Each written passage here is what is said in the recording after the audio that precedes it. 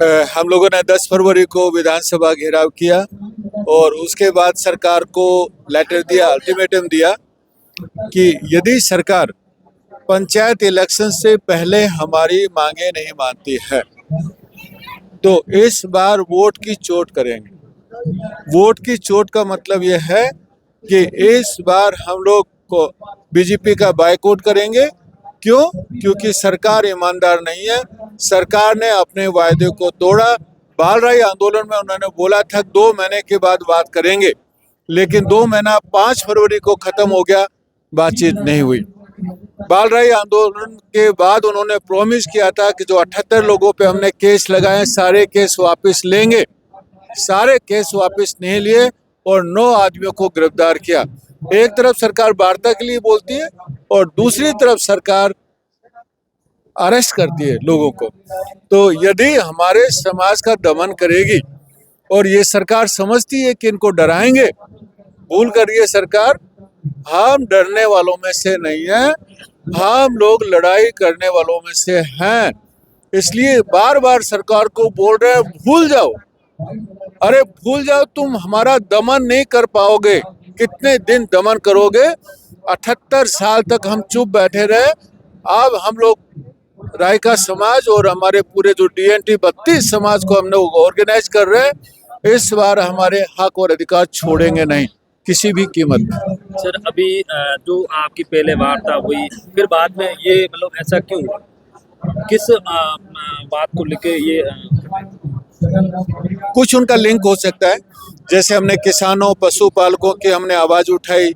सिरोही में एक खनन परियोजना आ रही है वहाँ पे, और वहाँ पे हमारे जो 12 गांव जा रहे हैं, पशुपालकों की जमीन जा रही है, किसानों की जमीन जा रही है। हर समाज के जो लोग उससे प्रभावित हैं, हमने छगन भारत सब ने मिलके बहुत बड़ा मुद्दा उठाया।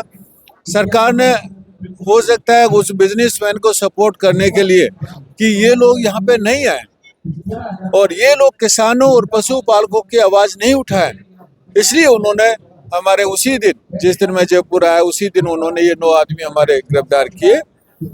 हम लोग फिर दोबारा से अभी वहाँ पे गए, वार्ता भी वहाँ पे होगी, लेकिन वहाँ का मुद्दा भी हम छोड़ने वाले नहीं है, ये मुद्दा भी छोड़ने वाले नहीं है।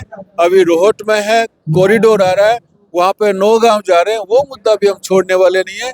पूरे राजस्थान में जन जन की आवाज बनेंगे। इसलिए सरकार ये न सोचे कि हमने एक मुद्दा को हमने लिया है और इसी मुद्दे को हम दबा देंगे, वो गलत है। इसलिए मैं बोल रहा हूँ, इसलिए हमने ये डिसीजन लिया कि BJP no, Congress no, RPS yes.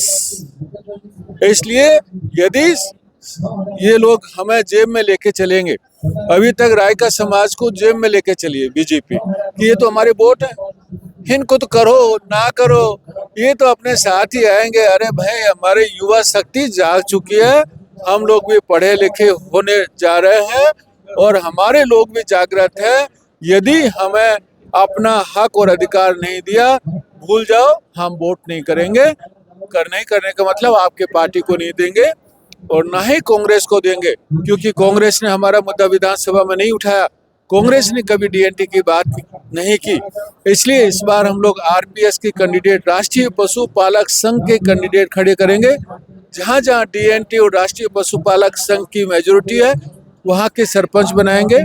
जहां माइनॉरिटी में है, वहाँ दूसरे समाज को सपोर्ट करेंगे। इस कंडीशन पे सपोर्ट करेंगे कि वो हमारी मांगों को सपोर्ट करते हैं।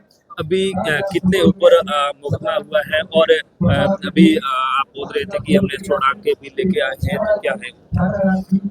78 लोगों पे मुकदमा हुआ था, उसमें से 9 आदमियों को उन्होंने गिरफ्तार किया। 6 हमारे जो लोग हैं 18 दिन तक जेल में रहे।